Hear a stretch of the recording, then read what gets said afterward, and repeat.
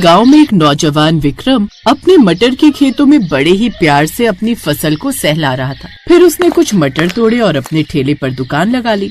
आओ ताजा ताजा मटर के समोसे खा लो, बढ़िया खेतों के ताजा मटर के समोसे।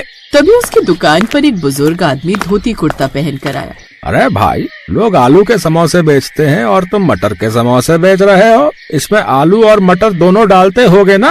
साहब इस गांव में नए लगते हो। खैर मैं इसमें ना आलू मिलाता हूँ, न नमक न मसाले, सिर्फ कच्चे मटर भरकर बनाता हूँ और वो भी आपके सामने बनाऊंगा। अरे मैं नया नहीं हूँ भाई, मैं जवानी में इसी गाँव में रहता था। वैसे ये कच्चे मटर का अनोखा समोसा कितने का दिया भाई? सिर्फ 1 रुपए का है साहब। क्या आपकी 1 रुपए की भी औकात नहीं है क्या?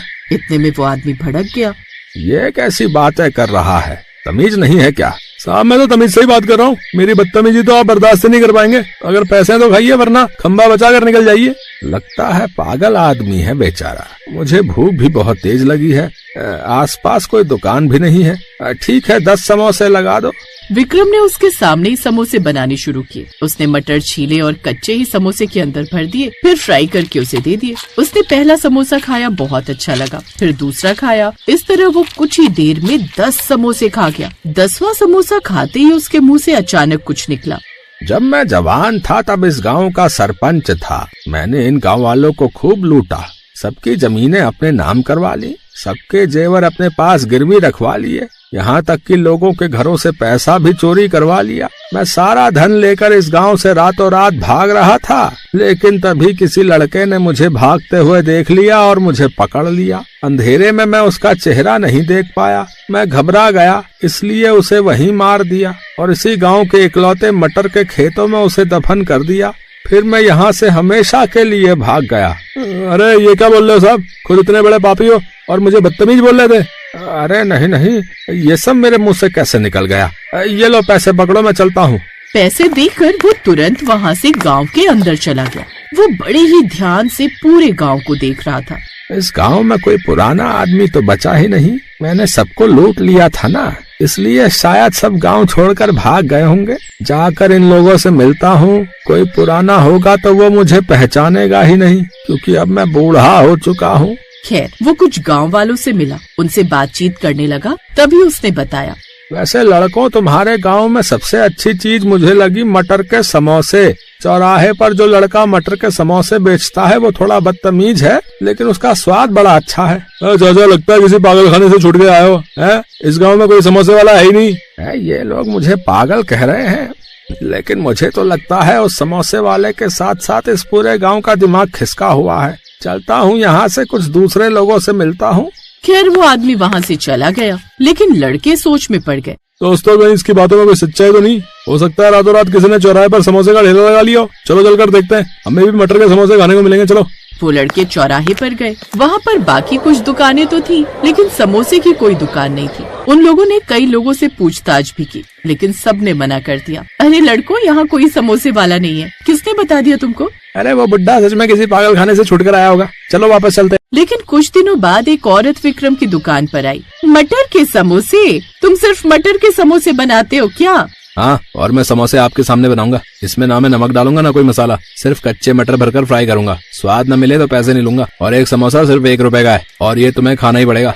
ऐसे कैसे खाना पड़ेगा? इतनी बदतमीजी से बात कर रहे हो और सोच रहे हो कि मैं तुम्हारी मटर के समोसे खाऊंगी? मैं जा रही हूँ। इतना बोलकर वो औरत वहाँ से जाने लगी, लेकिन 2 कदम चलते ही उसके कदम अपने आप रुक गए। जैसे ही वो पीछे पलटी तो उसने खुद को किसी पेड़ में रस्सी से बंधा हुआ पाया। छोड़ो मुझे! रस्सी से क्यों बांध दिया तुमने मुझे? मैं चिल्ला दूंगी, पूरा गाँव तुम्हें मारेगा। गाँव वालों बचाओ मुझे! देखो इस लड़के ने मुझे पेड़ से बांध दिया और मेरे साथ जबरदस्ती करने की कोशिश कर रहा है। अरे गाँव वालों, तुम लोग सुन क्यों नहीं रहे हो? बहरे हो गए हो क्या? गाँव वाले उसे ऐसे इग्नोर कर रहे थे जैसे उन्हें ना ही कुछ दिखाई दे रहा हो और ना ही कुछ सुनाई दे रहा हो। तभी विक्रम मुस्कुराते हुए बोला, इस गाँव में तुम्हें कोई बचाने नहीं आएगा। भलाई इसी में है कि चुपचाप मेरे समोसे खाओ। ठीक है मेरे बाप, मैं तुम्हारे समोसे खाऊंगी, लेकिन पहले मुझे आजाद तो करो। विक्रम ने रस्सी खोल दी, फिर उसके सामने ही मटर छीले और कच्ची मटर भरकर तेल में फ्राई कर दिए। फिर उसे दे दिए। उस औरत ने पहला समोसा खाया, फिर दूसरा खाया, धीरे धीरे पूरे 10 समोसे खा गई। तुम थोड़े अकड़ू टाइप के हो, लेकिन तुम्हारे मटर के समोसे तो बिल्कुल लाजवाब हैं। तभी अचानक उसके मुंह से भी कुछ निकला। कुछ सालों पहले मैंने इसी गांव के एक जमींदार को अपने प्यार की जाल में फंसा लिया था। वो बहुत अमीर था, उसकी पहले से भी एक बीवी थी। लालच के चक्कर में मैंने उसकी पहली बीवी को मार दिया और इसी गांव के इकलौते मटर के खेत में उसे दफन कर दिया। फिर सारा पैसा लूटकर मैं हमेशा के लिए इस गांव से भाग गई। अच्छा, खुद इतना बड़ा पाप करके बैठी हो हैं? और मुझे बदतमीज बोल रही थी हैं? अरे नहीं, ये सब पता नहीं मेरे मुंह से कैसे निकल गया। ये लो पैसे, मैं जा रही हूँ। पैसे देकर वो वहाँ से भाग गई। ऐसे ही एक रोज एक आदमी उसकी दुकान पर आया। जैसे ही उसने समोसा खाया, उसके मुंह से भी कुछ निकल गया। मैं पहले इसी गांव में रहता था। मैं हर दिन पीकर टुंग रहता था भाई, और अपनी बीवी को खूब मारता था। और एक दिन उसने मुझ पर हाथ उड़ा दिया। फिर मैंने उसे मार के इसी गांव के इकलौते मटर के खेत में दफन कर दिया। अरे ये मैंने क्या बोल दिया? ये लो पैसे। पैसे देकर वो आदमी भी वहाँ से चला गया। फिर एक रोज ये तीनों आपस में मिल गए। ये तीनों पुराने लोग थे, इसलिए एक दूसरे को पहचान गए। अरे सरपंच जी, तुम तो बूढ़े हो गए। और भाई साहब, आपने पीना बंद किया या नहीं?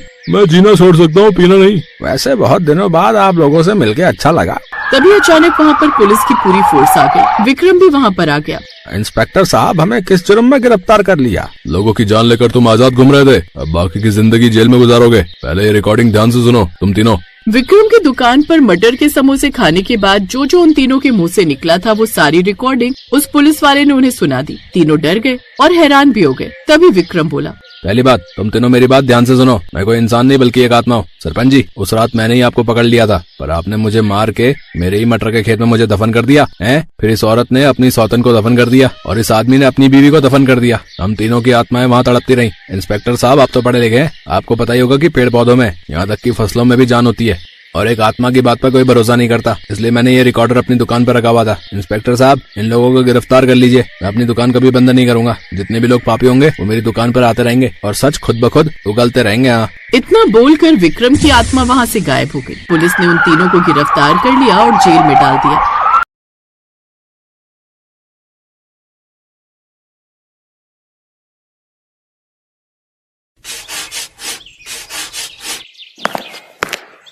बड़ी जल्दी उठ गया भोला। हाँ माँ, वो काम पे जाना है ना, फिर वहाँ से आने में देरी हो जाती है तो ठेले की सफाई करने का टाइम नहीं मिल पाता है। बस कर भोला, कितनी मेहनत करेगा रे तू। दिन भर मजदूरी करता है और फिर शाम को मोमोज बेचता है। अगर तू बीमार पड़ गया तो? अरे कुछ नहीं होगा मुझे, मैं ढेर सारे पैसे कमाऊंगा ताकि सबसे पहले आपका अच्छे से इलाज करा सकूं और फिर आपको हवाई जहाज में ले जाऊंगा काशी घुमाने। हाँ। अरे हवाई जहाज तो रहने ही दे, कहीं ऐसा ना हो कि हवाई जहाज में उड़ते हुए मेरे प्राण पखेरु ही उड़ जाए।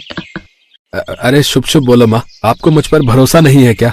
तेरे सिवा इस दुनिया में मेरा है ही कौन? तुझ पर भरोसा नहीं करूंगी तो किस पर करूं? तेरे बाबा तो पहले ही चले गए। भगवान करे कि वो मुझे भी उठा ले ताकि तुझ पर जिम्मेदारियों का बोझ कुछ कम हो। माँ ऐसी बातें मत किया करो। ये कहानी है भोला की, जो एक छोटे से गांव में अपनी माँ सरिता के साथ रहता था। भोला अपनी माँ से बहुत प्यार करता था और उनका बहुत ख्याल रखता। माँ ठेला धो दिया मैंने, जाओ आप नहा लो, मैं झट से खाना बनाता हूँ। नहीं, जा तू नहा ले, मैं बनाती हूँ आज खाना। ना ना ना, डॉक्टर ने आपको काम करने से मना किया था ना। भोला को अपनी माँ की बहुत फिक्र थी। वो पैसे भी कमाता और घर के काम भी करता। दिन भर वो बेचारा ट्रकों में भारी भरकम बोरे चढ़ाता था और फिर शाम को आकर मोमोज बनाता और उन्हें बेचने निकल जाता। माँ मैं जा रहा हूँ, आज रविवार है तो बहुत भीड़ रहती है बाजार में, और पता है रविवार को कमाई भी अच्छी होती है। ठीक है, मगर जल्दी आ जाना। भोले भंडारी से प्रार्थना करो कि सारे मोमोज जल्दी बिक जाएं, तो जल्दी आ जाऊंगा। भोला ने अपना ठेला उठाया और बाजार की तरफ चल दिया। फिर बाजार पहुंचकर भोला ने अपना ठेला जमाया। तभी उसके ठेले पर एक आदमी आया। भाई मोमोज तैयार है क्या? हाँ जी सर, बिल्कुल तैयार है, गर्मा गर्म मोमोज। ठीक है, एक प्लेट लगा दो, और सुनो चटनी एकदम तीखी रखना। जी बिल्कुल, एक बार खाकर तो देखिए। जैसे उस आदमी ने पहला मोमो चटनी के साथ लगाकर खाया। अरे यार, तुम्हें कहा था कि चटनी फुल तीखी रखना। चटनी तो मैंने तीखी रखी है। अरे ऐसे तुम तीखी कहते हो? अरे ऐसे तो मेरा 5 साल का बच्चा ऐसे ही पी जाए। अगर तीखी चटनी नहीं है तो बंद कर दो अपना ये ठेला। वो आदमी बचे हुए मोमोज वहीं कूड़ेदान में फेंक कर चला गया। इस बात से बेचारा भोला बहुत दुखी हुआ। थोड़ी देर बाद एक औरत उसके पास आई। भैया, एक प्लेट मोमोज लगा दो और भैया चटनी फुल तीखी रखना, ठीक है? जी मैडम।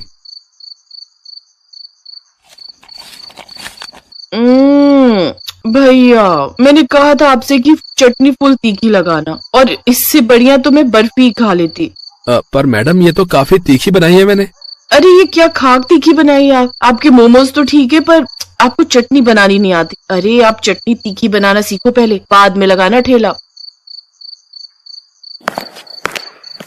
मैडम वो मेरे पैसे किस बात के पैसे भाई? एक तो फीकी चटनी बना दी, ऊपर से पैसे मांग रहे हो। वो औरत भी भोला को सुनाकर चली गई। बहुत देर तक वो ग्राहकों का इंतजार करता रहा, पर कोई भी उसके ठेले पर नहीं आया। उधर घर पे लगता है आज भी भोला के मोमोज नहीं बिक रहे हैं, तभी तो वो अभी तक नहीं आया। हे भगवान, कितनी जिम्मेदारियां हैं मेरे भोला पर। मेरे इलाज के लिए पैसे कमाते कमाते मेरा भोला खुद सूख गया। हे शंभुनाथ, या तो मुझे उठा ले या फिर कोई चमत्कार कर दे, कोई चमत्कार कर दे भोले भंडारी। उधर बाजार में भोला अपने ठेले पर उदास बैठा था और मन ही मन सोच रहा था, ऐसे तो मुझे फायदा होने की बजाय नुकसान होता जाएगा। कमाई कुछ हो नहीं रही और फिर कल के लिए मैदा भी लेना है, सब्जियां भी लेनी है और माँ की दवाइयां भी खत्म होने को आ गई। क्या करूं अब मैं?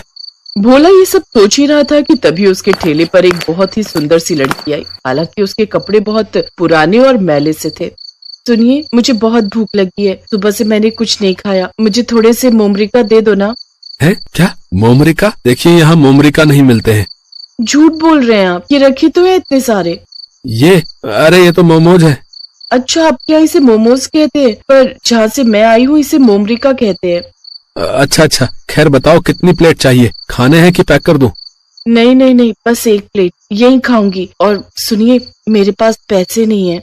कोई बात नहीं, वैसे भी मुझे ये फेंकने पड़ेंगे, कोई आ ही नहीं रहा। आज आपको जितने खाने हैं खा लो, वैसे भी मैं कल से मोमोज बेचूंगा ही नहीं। काशवी ने मोमोज की प्लेट हाथ में ले ली और जैसे ही उसने पहला मोमोज लाल चटनी के साथ लगाकर खाया।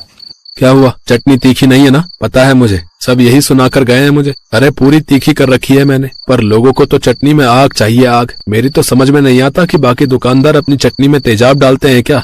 मुझे आप वो मारीची दिखाएंगे जो आप चटनी में डालते हैं? क्या मारीची? ये क्या होता है? होता नहीं, होती है वो हरी हरी जो सूख कर लाल हो जाती है। अरे जो चटनी में पड़ती है। पता नहीं कहाँ से आई हो तुम मोमोज को मोमरिका कहती हो और मिर्च को मारीची कहती हो। खैर, और खाओगी? हाँ, चटनी इतनी भी बुरी नहीं है, एक प्लेट और दे दो ना। काशवी भूखी थी, इसी वजह से वो देखते ही देखते 3-4 प्लेटें मोमोज खा गई। फिर काफी देर बाद, तुम्हें जाना नहीं? अरे अपने घर जाओ। मेरा कोई घर नहीं है, मुझे मेरा घर छोड़ना पड़ा। यहाँ मेरा कोई घर नहीं है। मैं कुछ समझा नहीं। दरअसल तू जा मेरी बच्ची, हम सब मिलकर भी तुझे बचा नहीं पाएंगे। और माँ, अगर मैं एक बार परीलोक से बाहर चली गई तो मैं कभी वापस नहीं आ पाऊंगी। मैं जानती हूँ मेरी बच्ची, पर अगर तू नहीं गई तो वो शैतान तुझे जबरदस्ती अपने साथ ले जाएगा और तुझ पर जुल्म करेगा। तू एक काम कर, तू धरती पर चली जा, वहाँ तुझे कोई ना कोई अच्छा इंसान जरूर मिल जाएगा। जा मेरी बच्ची, चली जा यहाँ से। क्या तुम एक परी हो? हाँ, धीरे बोलो, पर अब मेरे पास मेरी जादुई शक्तियाँ नहीं है, इसलिए मैं तुम्हारी कोई इच्छा पूरी नहीं कर सकती। मेरी कोई इच्छा नहीं है, मैं एक परी से मिला, यही बड़ी बात है मेरे लिए। अगर मैं तुम्हारी कोई भी मदद कर सकता हूँ तो मुझे बताओ। तुम वाकई बहुत अच्छे इंसान हो। इच्छा मांगने की बजाय तुम मेरी मदद करना चाहते हो। अगर ऐसा ही है तो मुझे कुछ दिनों के लिए आसरा दे दो, मैं फिर कहीं न कहीं अपना ठिकाना ढूंढकर चली जाऊंगी। ठीक है, तुम मेरे घर चल सकती हो, और चिंता मत करो, मेरे साथ मेरी माँ भी रहती है। काशवी भोला के साथ उसके घर चली गई और फिर भोला ने अपनी माँ को सारी बात बता दी। तूने ठीक ही किया भोला, जवान लड़की अकेले कहाँ जाएगी। काशवी, भोला और उसकी माँ सरिता का स्वभाव देखकर बहुत खुश थे। फिर उसी रात वो चुपचाप उठी और उसने अपने जादू से भोला के आंगन में मिर्च का एक पेड़ लगा दिया और देखते ही देखते उसमें चमकदार और सुर्ख लाल मिर्च निकल आई। फिर वो सरिता के पास गई और उसके माथे पर प्यार से हाथ फिराकर वहाँ से चली गई। फिर सुबह के वक्त, अरे ये क्या, मैं तो बिल्कुल ठीक हो गई। अब ना तो कोई कमजोरी है और ना ही कोई दर्द। सच में माँ? हाँ भोला, पर ये कैसा जादू है? और वो देख, ये मिर्च का पेड़ यहाँ कैसे आया? हो ना हो ये जरूर मारीची का पेड़ है माँ, ये सब काशवी ने किया है। हाँ बेटा, उसी की कृपा है। जा भोला और उसे कहीं से भी ढूंढ कर ला। इतना सुनते ही भोला घर से बाजार की तरफ भागा। थोड़ी देर बाद उसे काशवी एक पेड़ के नीचे बैठी दिखाई दी। ये सारा जादू तुमने किया है ना? पर तुमने तो कहा था कि तुम जादू नहीं कर सकती। मैंने तुम्हारी परीक्षा ली थी और तुम उस परीक्षा में पास हो गए। अच्छा, एक और एहसान करोगी मुझ पर? नहीं, मेरा जादू खत्म हो गया। मुझे तुम्हारा जादू नहीं बल्कि तुम्हारा साथ चाहिए, हमेशा हमेशा के लिए। बोलो, शादी करोगी इस मोमो वाले से? भोला की बात सुनकर काशवी शर्मा गई। कुछ दिनों बाद दोनों ने शादी कर ली। अब काशवी अपनी जादुई मिर्च से मोमोज की लाल चटनी बनाती और भोला मोमोज। और फिर एक दिन